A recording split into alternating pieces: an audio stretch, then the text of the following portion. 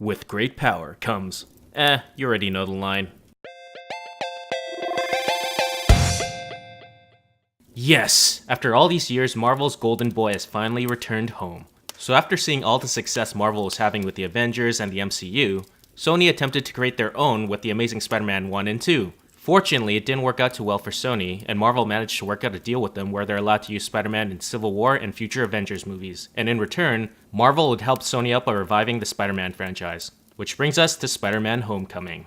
So apparently for this deal, Sony would cover all the production costs and in turn keep all the profit coming in from Spider-Man Homecoming. But Marvel would be in charge of the creative direction of the movie and would be able to incorporate Spider-Man into the MCU. Sounds like a pretty fair trade, and freaking awesome for us fans who've been waiting to see Spidey kick it on the big screen with Iron Man and Captain America. So did Marvel manage to bring Spidey back to form with Homecoming? Yeah, they did. So Spider-Man Homecoming takes place after the events of Civil War. We see Peter Parker returning from his mission after being recruited by Tony Stark, and he resumes his duties back in New York, stopping thieves, returning stolen bikes, and helping old ladies with directions. You know, helping out the little guy. In addition to this, he has to balance his crime fighting with his school and social life, all the while wishing he could contribute more to the world by joining Tony Stark on more Avengers missions. Eventually, he comes across the Vulture and his goons who are using some pretty high-tech weaponry during a heist at an ATM, and sees this as a greater challenge in his crime-fighting foils, and he figures that if he can bring in the Vulture all by himself, he can impress Tony Stark and maybe earn a spot on the team.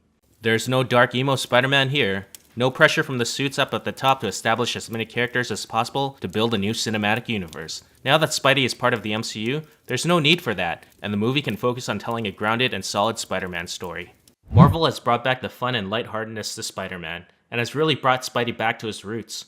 Tom Holland was awesome as Spidey and nails both the character of Peter Parker and the physicality of Spider-Man.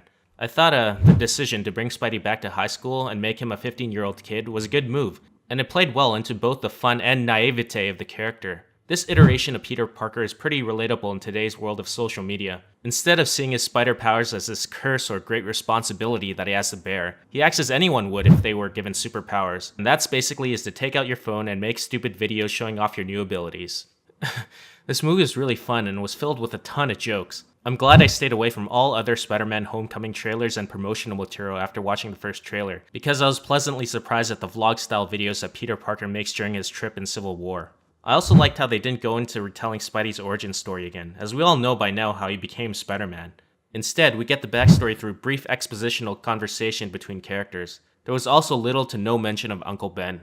The high school students at Midtown High are diversely cast and are a likable bunch. There are no 29-year-olds playing high school students here, as all the cast look like they were appropriately casted for their ages. Peter's best friend Ned is likable in the movie, and would act as any teenager would if they found out that their best friend was a superhero.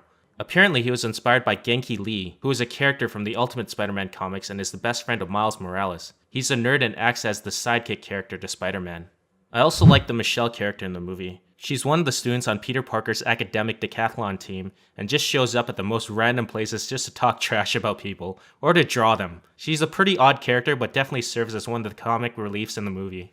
Robert Downey Jr. is great as usual as Tony Stark, and serves as the mentor/father figure for Spidey. If you're concerned about Iron Man overtaking or overshadowing Spider-Man in this movie, you don't have to be worried, as Iron Man doesn't have a lot of screen time, and this is very much a Spider-Man movie.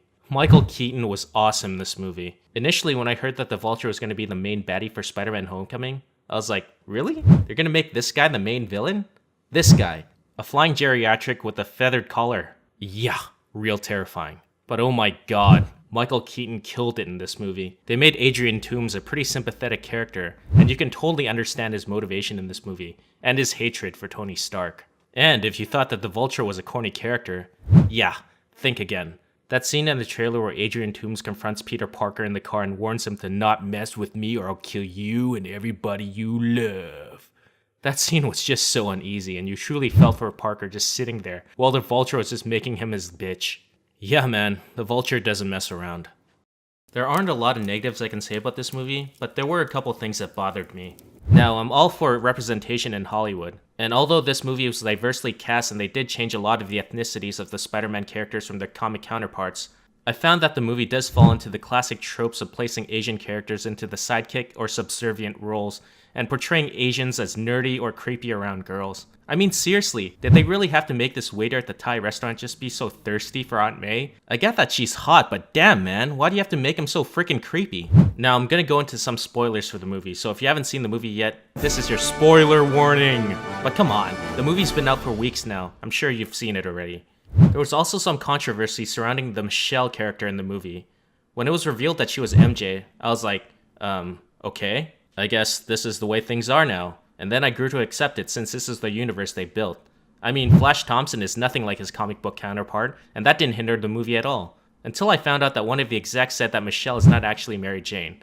And then I was like, what's the point of giving her the nickname MJ if you're gonna backtrack later on? It just confuses the audience and just didn't make sense to me. Okay, spoilers done. But overall, this was a great first Spidey outing for Marvel. After seeing so many superhero movies that end with a world-ending scenario filled with a CGI fest of a bunch of floating shit flying towards the screen, Spider-Man Homecoming was like a fresh of breath air. There was no doomsday event, no aliens coming to Earth to take over the world. It was just a solid story about a kid from Queens looking out for the little guy. Spider-Man Homecoming is definitely a return to form for Spidey and makes me a happy panda. That freaking end credits scene though, totally caught me off guard. Anyway guys, what do you think of Spider-Man Homecoming? And who is your favorite actor to put on the Spidey suit? Tell me what you think, and if you enjoyed this video, give it a like, share it, and subscribe if you haven't already. It'll really help out the channel. Until next time, thwip!